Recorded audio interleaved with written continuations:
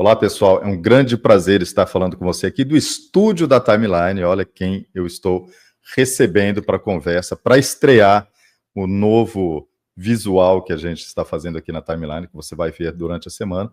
Eu estou aqui com a jornalista Elisa Robson. Elisa, muito obrigado pela sua presença, participar dessa estreia do novo formato aqui do estúdio da Timeline. Eu que agradeço o convite, estou muito feliz por encontrar mais um espaço seguro para que nós possamos conversar, falar sobre temas tão sensíveis. E por falar em ambiente seguro, é muito bom estar num ambiente em que você sabe que a Polícia Federal não vai chutar a porta e entrar do nada, né, Elisa?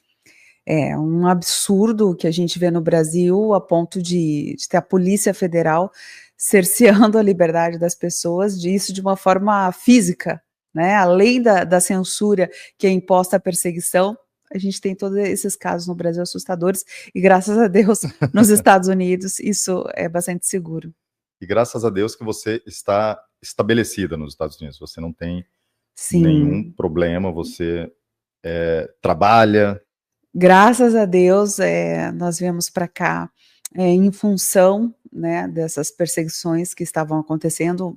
Quase todo mundo sabe, eu morava em Brasília, né, trabalhava em Brasília, e depois que eu fiz a minha própria reportagem independente sobre o caso do Carvajal, começou uma série de perseguições, ameaças veladas e tudo mais. Então nós decidimos, eu e minha família, meu marido, meus filhos, nos mudarmos para os Estados Unidos e, graças a Deus, temos toda a documentação, legalização, né, que é um momento bem importante para deixar isso frisado. Concordo. E isso tem sido muito importante porque o governo americano, assim, nos protege do que está acontecendo no Brasil. Então, para a gente que é jornalista, né, isso é essencial, ter essa proteção do governo americano.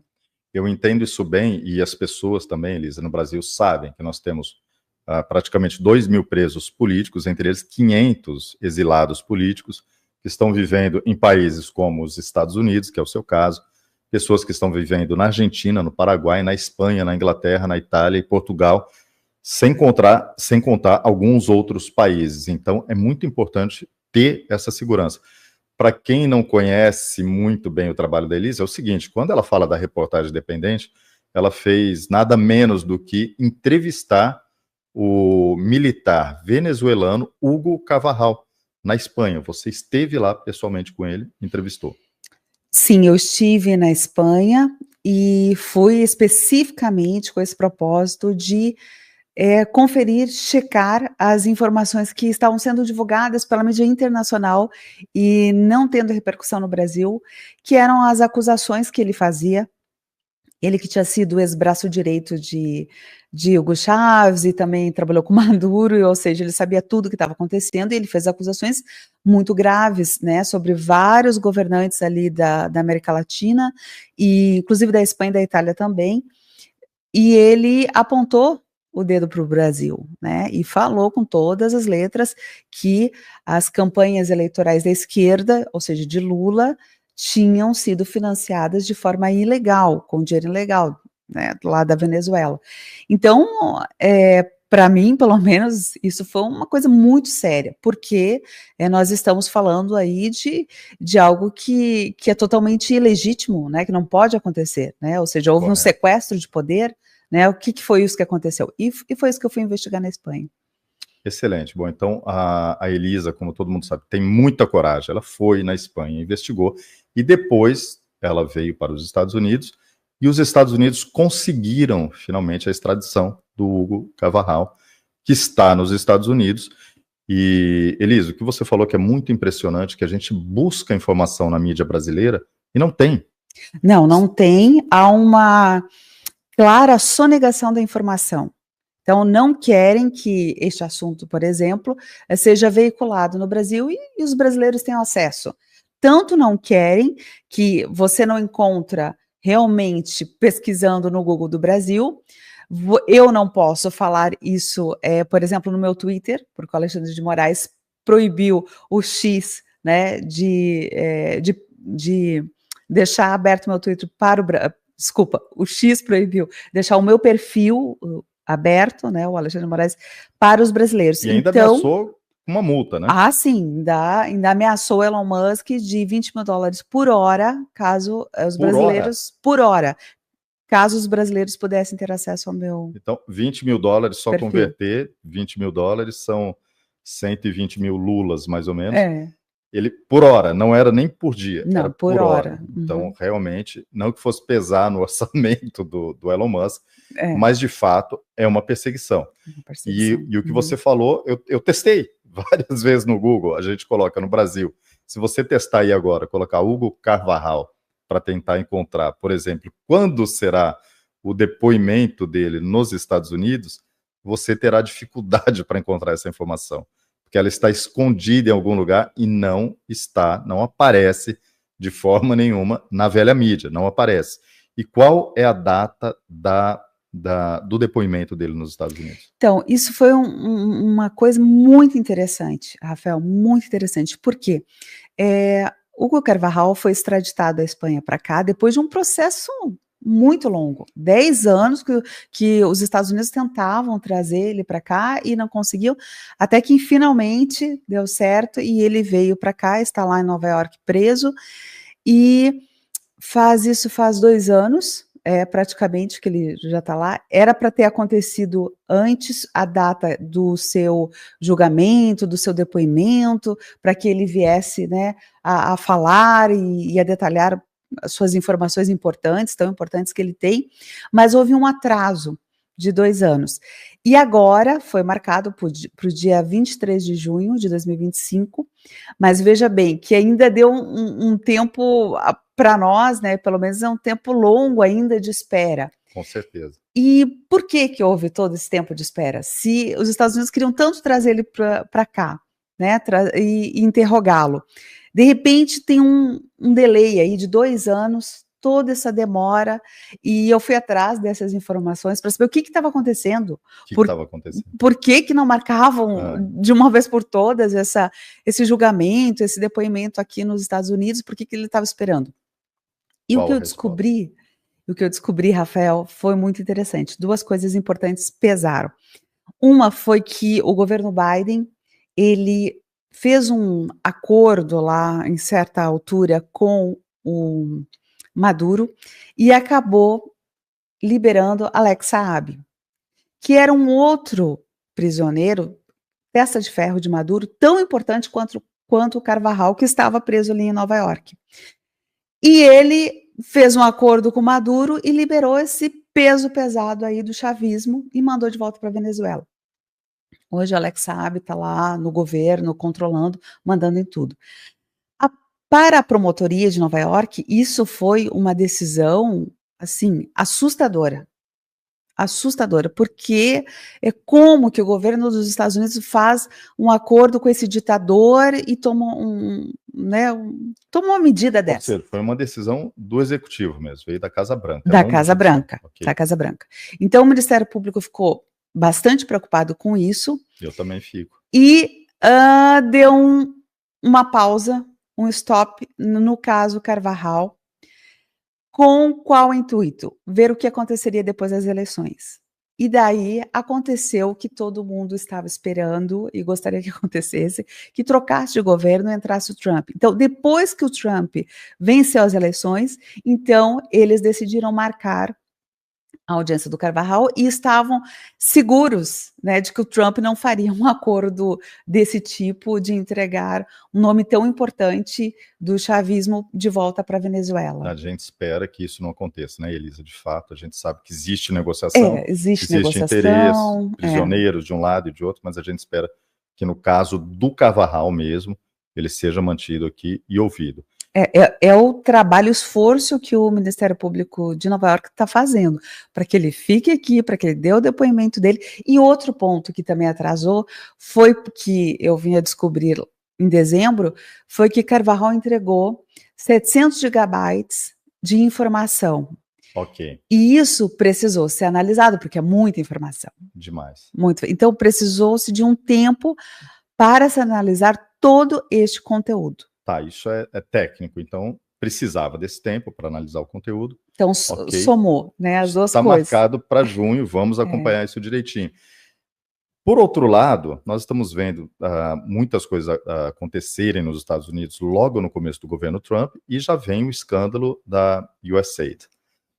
Ou seja, com isso, por exemplo, adiaram o depoimento do jornalista Oswaldo Eustáquio na Espanha.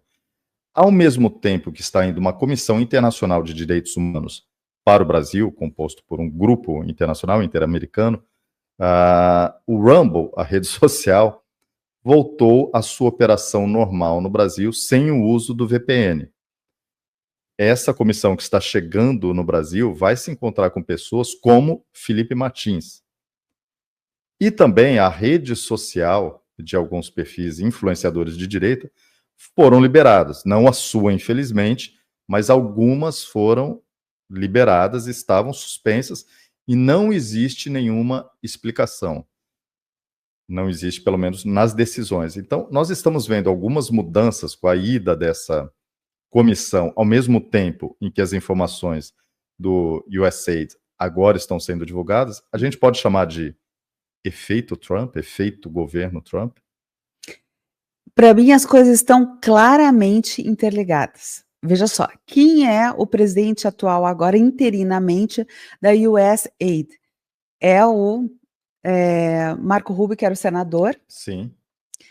Ele é o principal nome que mais foi atrás, investigou e acompanhou a questão do Carvajal. É um nome que está em cima de todas as ações da JBS aqui nos Estados Unidos. Quem capitaneia todas as questões importantes.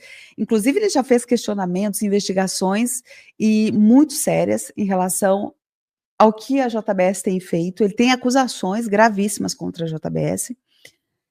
E a JBS, cujos irmãos Batista tiveram conexão com Diosdado Cabello, isso, que é o segundo nome lá do Maduro, que é o mesmo grupo que acabou de colocar sob sigilo, né, que o Itamaraty colocou, acho que ontem, né, sob sigilo os telegramas dos irmãos Batista com a Venezuela e as suas conexões comerciais. Então, veja como tem muita coisa interligada. As coisas não são pontas soltas, estão todas interligadas.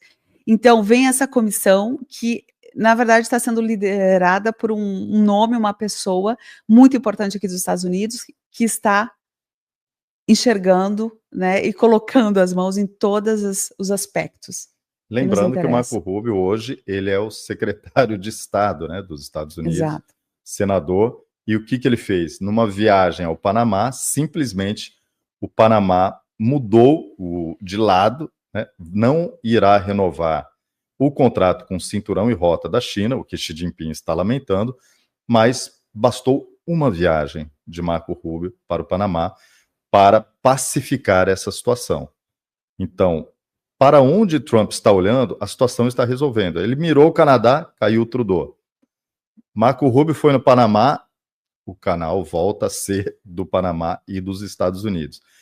Quando eles, de fato, mirarem o Brasil, as coisas tem uma tendência de mudar. A gente não fala aqui de 72 horas, daqui uma semana, acabou o jogo, né? A casa caiu, nada disso. O nosso jornalismo, a nossa comunicação é séria, sempre foi e sempre será. A gente não promete expectativa, nada. Simplesmente que as pessoas continuem focadas no que é importante, trabalhando todas essas informações, divulgando a verdade, porque quando chegar a hora, nós estaremos juntos para ajudar, para contribuir, e sempre vem, né, Elisa, com muita luta, com muito sofrimento, mas a vitória vai ser nossa e vai prevalecer, com certeza. Eu tenho, assim, muita esperança, porque, veja bem, 700 gigabytes de informação, eu acho quase impossível que não tenha nada sobre o Brasil. Concordo, veja bem, USAID abriu várias portas para a corrupção. Uma dessas portas vai abrir para uma investigação sobre os ministros do STF e do Brasil, muito provavelmente. Então, Eu tenho uma boa expectativa em relação a essas investigações que vão convergir para que mudanças profundas que o Brasil precisa ter em relação, principalmente, né, à Suprema Corte, possam acontecer. Com certeza, Elisa. E o que você achou aqui do estúdio da Timeline, você que está estreando essa poltrona que ainda nem Alan, nem Max, nem Lacombe estrearam, a Elisa está estreando aqui com esse novo pedestal de microfone. Você sabe, né? Eles são extremamente dinâmicos, daqui a pouco eles mudam tudo de novo. Mas você é a primeira a sentar nessa poltrona e usar esses novos equipamentos aqui. Gente, você gostou do estúdio? Vocês estão de parabéns, assim, porque é tudo muito profissional. A gente vê a imprensa brasileira, às vezes, querendo pôr, blogueiro, não sei o que dizer, querendo insinuar, né, dizer que os jornalistas independentes são amadores. Gente, não tem nada de amadorismo. É um trabalho sério, é um trabalho aqui, ó, com equipamentos modernos, com um profissional capacitado e outros profissionais envolvidos. Quem é o profissional que está ali, né? Seria o Max, mas o Max agora está ocupado. Então, não podemos falar o nome do profissional, mas então não vamos falar. Né, a família que é esse profissional, né, de jornalista que fez história na TV brasileira. Exatamente. E de que realmente é um grande profissional, né, que merece todo o respeito, assim como Constantino, assim como Alan dos Santos, Max Cardoso, como Lacombe. Então, todas essas pessoas, como disse a Elisa aqui, são extremamente profissionais, e a tendência é melhorar. E esse ambiente está à altura, não podia ser diferente. Altura, né? Aconchegante, gostoso, não, super profissional, câmeras excelentes, uma iluminação. Estão de parabéns. Deixar os parabéns para toda a equipe do Timeline e agradecer a Elisa e suas considerações finais. Finalmente a gente se conhece, se encontra depois de fazer programa, né? Cada um num canto do país ou do mundo. E essa é a primeira vez que a gente se encontra pessoalmente. Não poderíamos perder a oportunidade desse encontro não, vamos sentar e vamos gravar alguma coisa, né, Elisa? Não, isso foi para mim uma honra, ainda mais que o Rafael veio até aqui, né, aos Estados Unidos, e realmente é muito importante quando a gente consegue fazer essa conexão olho no olho, porque é também uma forma de expressar um apoio, né, que a gente precisa, e a gente que está aqui nos Estados Unidos, a gente precisa muito desse apoio moral, essa força, e então para a gente é muito, muito bacana que o Rafael tenha vindo, esteja aqui também, nos chamando para ficar perto. Legal, muito obrigado. E lembrando aqui, pode ser a câmera aberta, que a Elisa também se deslocou, veio 400 quilômetros para poder vir aqui nos encontrar, fazer uma agenda de compromisso que ela tinha, mas ela fez questão de estar aqui com a gente. Elisa, muito obrigado mesmo, foi ótimo essa nossa primeira conversa pessoalmente, com certeza outras virão. Essa semana teremos novidades e durante o ano de 2025, muitas novidades e muitas vitórias, né, Elisa? Exatamente. Pessoal, muito obrigado, Elisa Robson, e vamos... Timeline, pessoal, tá de parabéns. A gente volta essa semana com mais programas, mais novidades. Muito obrigado, até a próxima.